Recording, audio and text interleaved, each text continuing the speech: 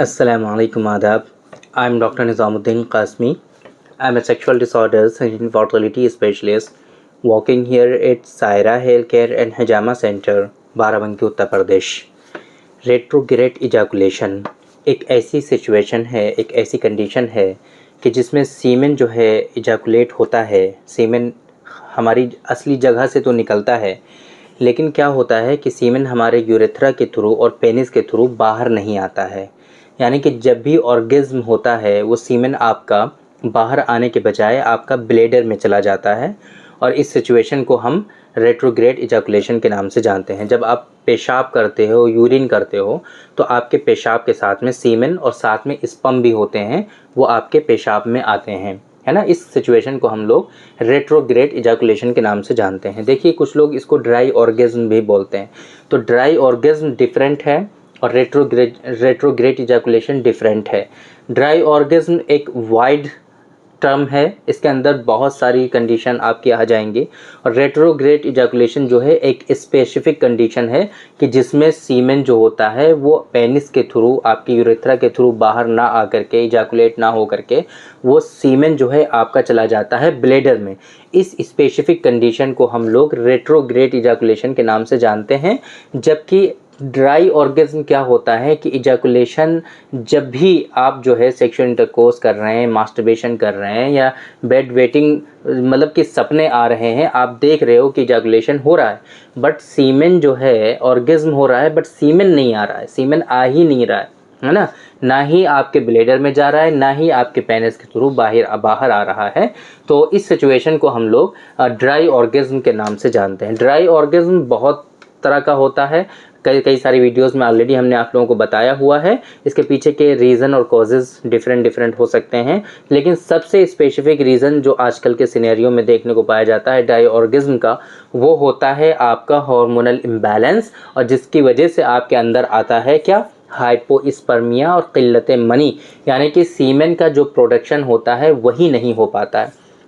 ये होता है ड्राई ऑर्गेज़्म। लेकिन हालांकि ड्राई ऑर्गेज़्म ऐसा नहीं है कि सिर्फ़ और सिर्फ यही एक सिचुएशन है ड्राई ऑर्गेज़्म की।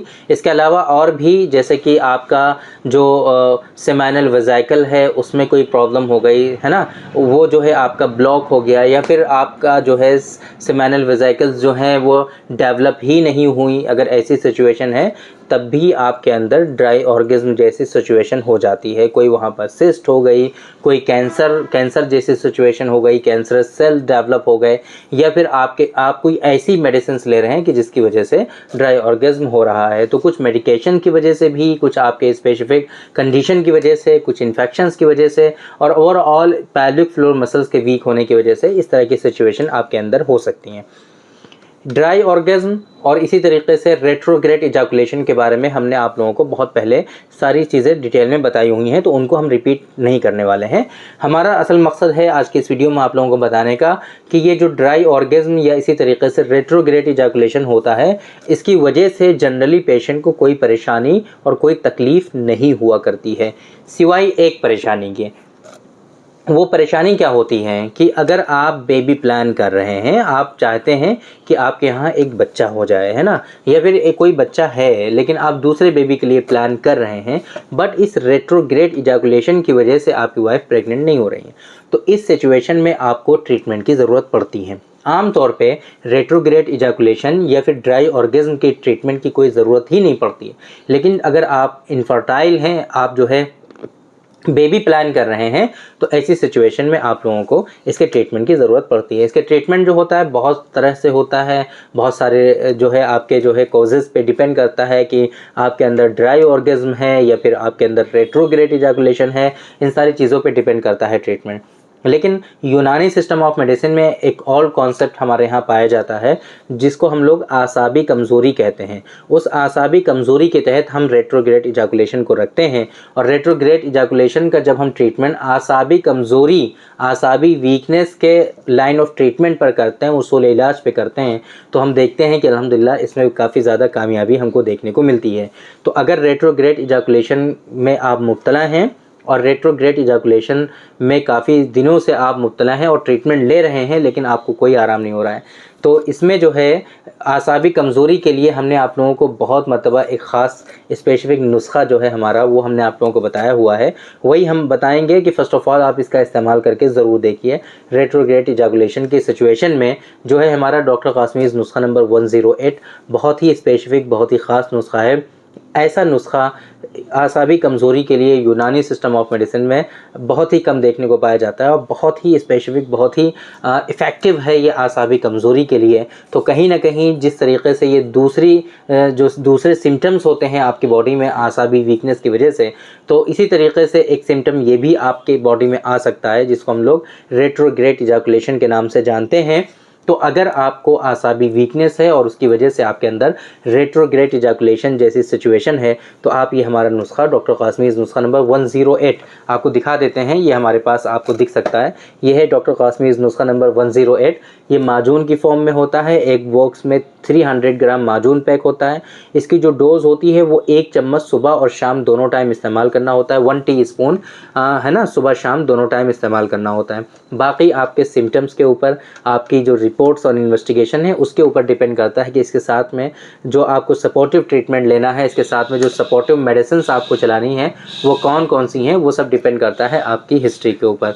तो बेहतर तो ये है कि आप प्रॉपरली ट्रीटमेंट लीजिए। अगर आप रेट्रोग्रेड इजैकुलेशन से परेशान हैं तो आप एक मतलब हमसे कंसल्ट करिए। आपकी सारी इन्वेस्टिगेशंस को देखने के बाद, आपकी प्रॉपर हिस्ट्री और हिस्ट्री को इवेलुएट करने के बाद जो ट्रीटमेंट हम आपको रिकमेंड करेंगे, इंशाल्लाह वो प्रॉपर ट्रीटमेंट होगा आपका और ये बहुत तेज़ी के साथ आपका ठीक हो जाएगा। बाकी अगर आप चाहते हैं कि ये मेडिसिन हम इस्तेमाल कर लें तो आप जो नंबर हमारा डिस्प्ले पे शो हो रहा है आपको 9452580944, इसी नंबर पे आप इस मेडिसिन का ऑर्डर प्लेस कर सकते हैं। और अगर आप हमसे कंसल्ट करना चाहते हैं तो इसी नंबर पे आप हमारा ऑनलाइन कंसल्टेशन भी बुक कर सकते हैं। जो स्लॉट हमारा अवेलेबल होगा वो आपको इन्फॉर्म कर दिया जाएगा और इस टाइम में हमारा आपसे टेलीफोनिक कन्वर्सेशन हो जाएगा, कंसल्टेशन आपका हो जाएगा। तो ये मेडिसिन जो है ये डायबिटिक पेशेंट नहीं यूज़ करेंगे, है ना, जो नॉन डायबिटिक हैं वही यूज़ करेंगे। अब ऐसा हरगिज़ नहीं है कि जो डायबिटिक हैं उनका ट्रीटमेंट नहीं होगा, यूनानी में बिल्कुल होगा। अगर आप डायबिटिक हैं तो इसकी जगह पर आपको दूसरे मेडिसिन टैबलेट्स की फॉर्म में, कैप्सूल की फॉर्म में, पाउडर की फॉर्म में दिए जाएंगे इंशाल्लाह, और आपको जो है ये रेट्रोग्रेड इजैकुलेशन अगर आप डायबिटिक हैं तो भी आपका क्योर हो जाएगा। बाकी ये जो मेडिसिन है हमारी, ये एक बॉक्स की जो कीमत होती है वो 490 रुपीज़ होती है, 490 रुपये। 300 ग्राम का ये बॉक्स होता है। एक महीने में ये 2 लगते हैं, तो अगर एक महीने की डोज़ आप मंगाना चाहते हैं तो आप 2 बॉक्स इसके ऑर्डर कर सकते हैं। तो उम्मीद करते हैं कि आज की इस वीडियो से आप लोगों को ज़रूर फ़ायदा हुआ होगा और ये वीडियो आप लोगों को पसंद आई होगी। रेट्रोग्रेड इजैकुलेशन के बारे में जो हमने आपको बताया है, ड्राई ऑर्गेज़म के बारे में जो हमने आपको इन्फॉर्मेशन देने की कोशिश की है, उम्मीद करते हैं कि आप लोगों को सब समझ में आ गया होगा। तो थैंक यू वेरी मच, बहुत बहुत शुक्रिया आपका। आज के इस वीडियो में इतना ही। इंशाअल्लाह कल फिर मुलाकात होगी आपसे एक दूसरी वीडियो में। हम डिस्कस करेंगे आपसे एक दूसरे टॉपिक पर। तब तक के लिए आप हमें इजाज़त दीजिए। अस्सलाम वालेकुम।